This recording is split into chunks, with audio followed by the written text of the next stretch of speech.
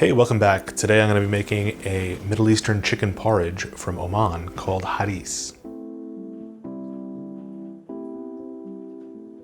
So to get started, we're going to need some chicken. Here I have 4 bone-in, skinless chicken thighs.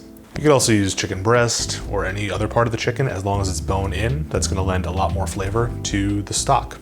Into a large pot, I'm going to throw those 4 chicken thighs, and I'm going to cover them up with about 2 liters of water.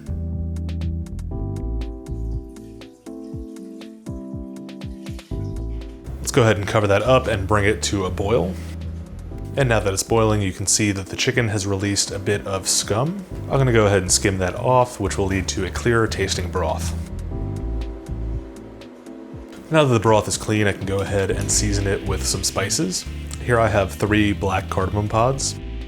You could also use the green ones or powdered cardamom for that matter. We got about 5 whole cloves, about 20 black peppercorns, a cinnamon stick, and a few pinches of salt. Now remember, when you're seasoning at the beginning of a dish, the salt has more time to disperse and soften, so you're going to want to use more salt than you'd expect to have to use. Now let's go ahead and cover that up and boil it for 15 minutes. After 15 minutes, the broth has been substantially seasoned with our spices, so I'm going to go ahead and strain those out. And our chicken is fully cooked at this point, but we don't want the bones. So let's remove the chicken, debone it, and shred it as finely as possible before adding it back into the pot. Next up, we've got the grain for our porridge, which in this case is about 400 grams of wheat berries. They come in the bag looking like this, but we're gonna wanna soak them for at least 4 hours, preferably overnight.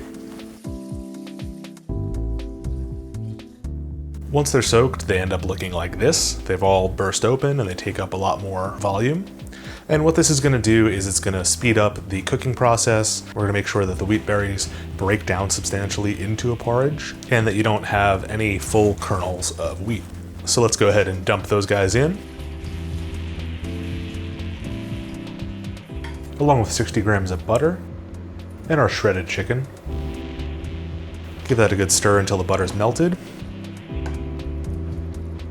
Then we can reduce this to a simmer and simmer for about an hour until everything starts to break down and turn into a real porridge. Once it's looking good and thick, we can plate it up with a drizzle of clarified butter.